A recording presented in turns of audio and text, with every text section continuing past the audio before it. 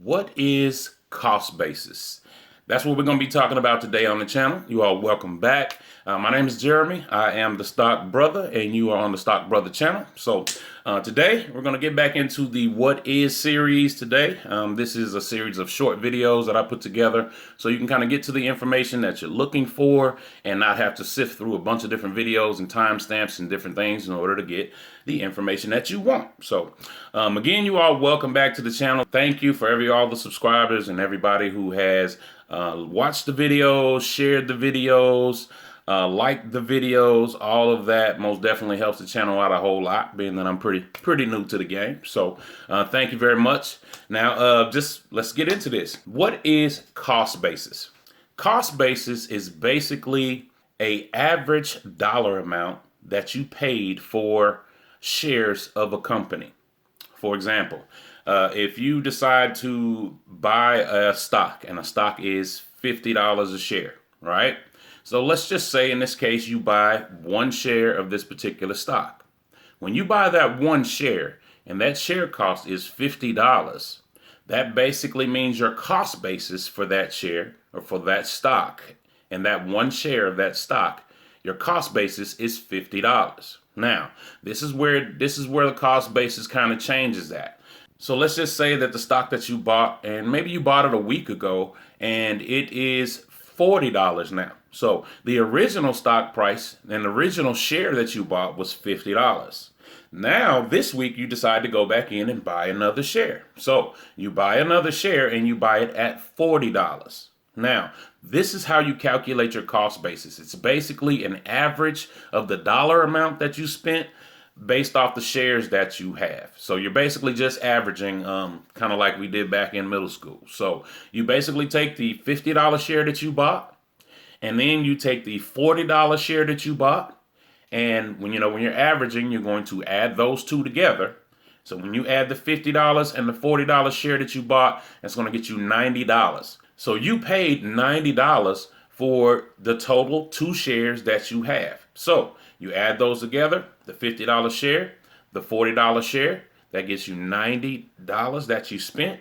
You divide that by the two shares that you have, that you bought, and that's going to give you a cost basis of $45. It's basically going to be an average of the dollar amount that you spent for your shares, and it's going to be divided by the number of shares that you have. Now, I just want you to understand that when you make a decision to buy a stock, stocks go up and stocks go down. So you have to keep that in mind all the time. They're going to go up and they're going to go down. Just because you buy a stock and it goes down does not mean you made a bad decision. It doesn't mean that at all. Now, if you do all of the research that you need to do and you decide that you want to go ahead and pull the trigger and buy this company, which means you've done you've looked at the balance sheet, income sheets, you've read some 10Ks and 10Qs for the company, which is going to be the annual and quarterly reports for the companies. You are good with the executive team or with the management team, and everything that was in you said this was a great buy, it was a great price, and you were ready to pull the trigger. Now, when you pull that trigger on that stock, it still can go down. It doesn't necessarily mean that you made a bad decision because the stock went down. And this is the thing about long-term stock investing. When a stock goes down, the thing about cost basis, and that's what we're talking about right now, the thing that you want to strive to do is improve your cost basis. So the way that you improve your cost basis, meaning you want to average down the amount that you pay per share. That's what you want to try to do when you're long-term investing. If you buy it at $50 and it goes down, you want to buy because you've already made a good decision when it comes to, or you've already made the decision to buy that stock and hold that stock for the long term. So just because it goes down doesn't mean that it's a bad decision.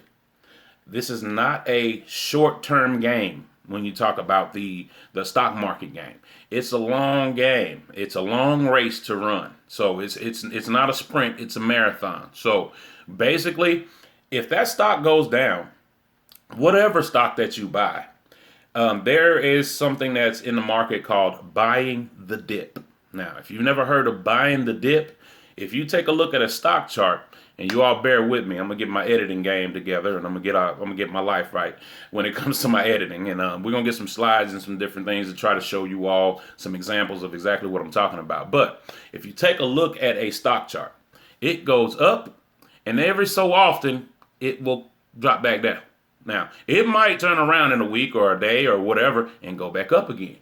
But the idea behind buying the dip is when it's up and it goes down for that day or that 2 days or that 3 days. This right here, this point, that's the point when you want to buy. It's called buying the dip. Now, when that stock chart or when it goes back up, it basically improves your cost basis because you're buying shares lower than what you originally bought them for. It improves your cost basis and brings that average down. And it also is going to improve your gains exponentially. So you cannot time the market. You cannot jump in and jump out because you don't know when it's going to go down and when it's going to go up. All you have to understand is that you want to improve your cost basis. If that stock goes down 10%, you want to buy in. It's going to bring your original cost basis down. If it drops 20%, you want to buy some more.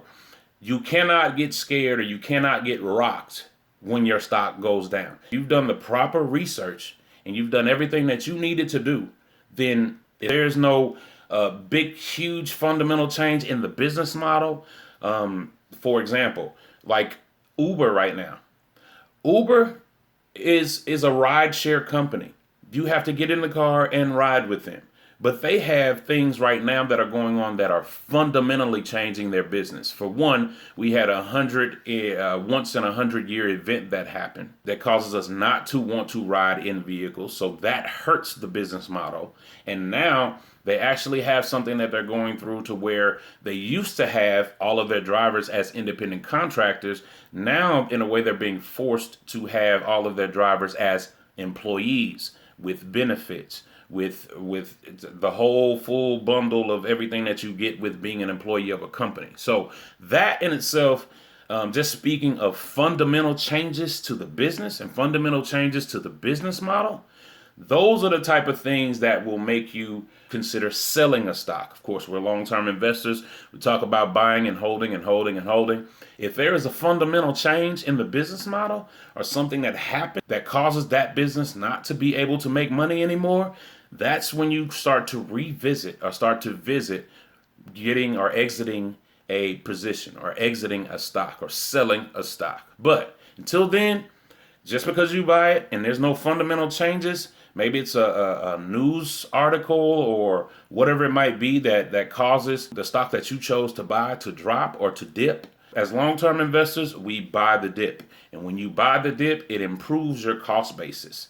It doesn't matter how many shares you buy.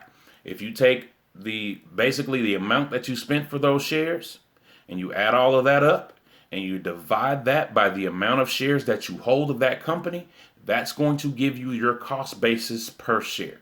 And again, we need that to get lower because the lower it is, when that stock comes out of that dip and it goes and it shoots to the sky, because you knew it was going to shoot to the sky, you're going to be in a better position. You're going to make more money. So that's what cost basis is. It's a little bit more information than I normally do on our What Is series, but this one you needed a little context for this one to kind of put it all together. So thank you all for tuning into the video, watching the whole video to the end. I most definitely appreciate it. You all be sure and subscribe.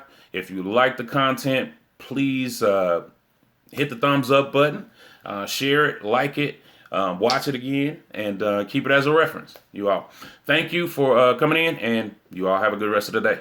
Bye-bye.